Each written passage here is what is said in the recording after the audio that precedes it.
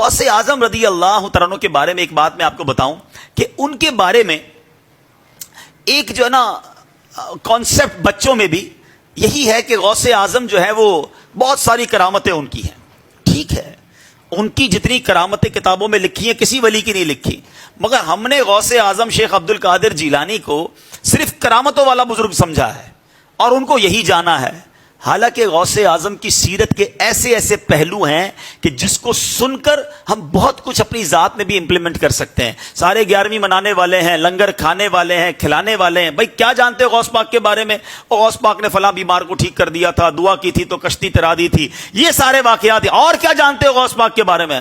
ہم نے تو بچپن سے غوث پاک کی کرامتیں ہی سنی ہیں, مگر آج میں آپ کو کرامتیں سنانے نہیں آیا.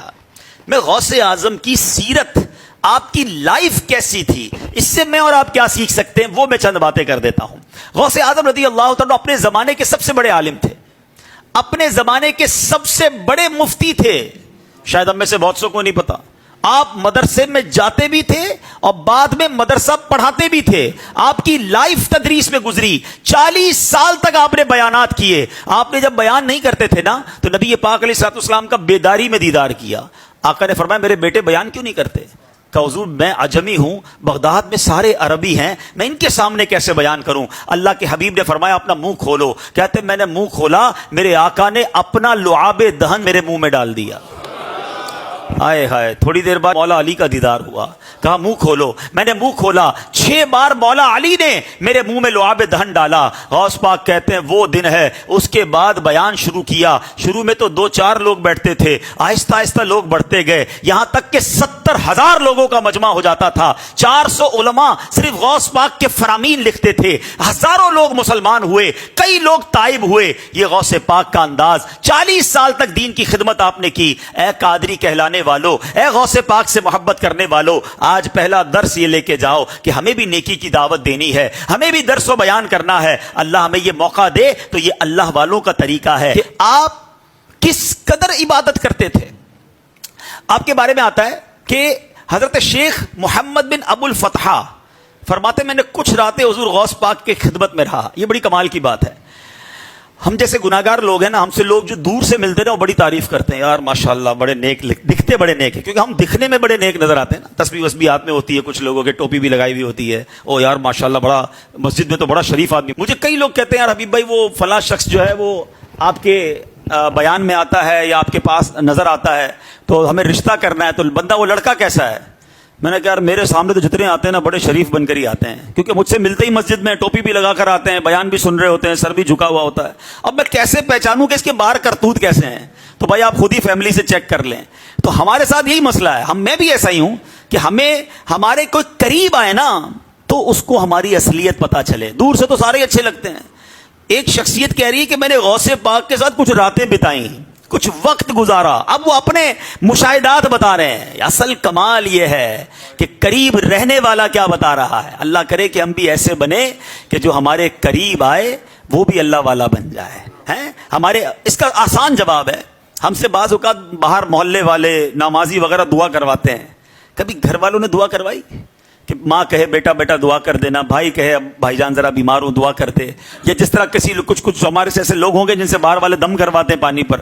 کبھی گھر والوں نے کہا کہ بھائی جان ذرا دم کر دو, ہیں ابا جان ذرا دم کر دو. ان کو پتا ہے اس کے دم میں ہی دم نہیں ہے, گھر میں کیا برا حال ہے ان کو پتا ہے نا.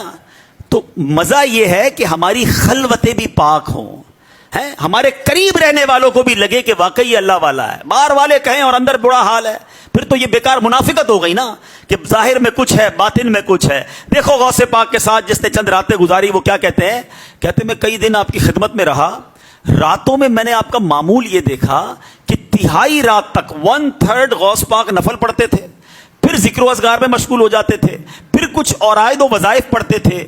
میں نے اپنی آنکھوں سے دیکھا کبھی آپ کا جسم کمزور ہو جاتا, کبھی صحت مند ہو جاتا, کبھی میری نگاہوں سے غائب ہو جاتے, کبھی پھر تھوڑی دیر بعد آ جاتے, قرآن کریم پڑھتے, یہاں تک کہ رات کا دوسرا حصہ بھی گزر جاتا, پھر طویل سجدے کرتے, اپنے چہرے کو زمین پر رکھتے, تہجد عطا فرماتے اور مراقبے میں رہتے, یہاں تک کہ فجر تو ہو جاتی, نہایت عجز و نیاز سے خشوع و خضوع سے دعا مانگتے. اس وقت آپ کو ایسا نور ڈھانپ لیتا کہ آپ نظروں سے غائب ہو جاتے. کہتے یہاں تک کہ نماز فجر کے لیے در دولت سے باہر نکلتے، ساری رات عبادت. اللہ اکبر. اب میرے پیارے اسلامی بھائیوں، غوث پاک کے بارے میں آتا ہے کہ 40 سال تک عشاء کے وضو سے فجر کی نماز ادا فرمائی. 15 سال تک میرے غوث نے، شیخ عبد القادر جیلانی نے، ہر روز قرآن پاک ختم فرمایا. اے قادریوں، میلاد منانے والوں، 11ویں منانے والوں، میرے غوث عشاء کے وضو سے فجر کی نماز پڑھے، اور قادری کہلانے والا نہ عشاء پڑھے نہ فجر پڑھے. سچ بتاؤ نا، یہ کیسی غوث پاک کی غلامی ہے؟ غوث پاک روز پورا قرآن پڑھے ہیں، اور غوث پاک کا دیوانہ کہلانے والے کو قرآن پڑھنا ہی نہ آتا. پڑھنا تو دور کی بات ہے، اس کو پڑھنا ہی نہیں آتا.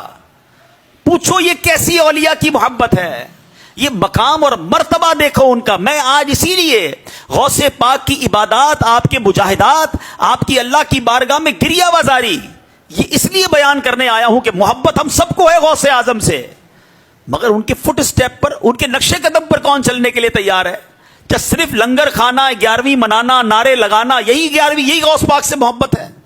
نہیں میرے پیارے اسلامی بھائیوں.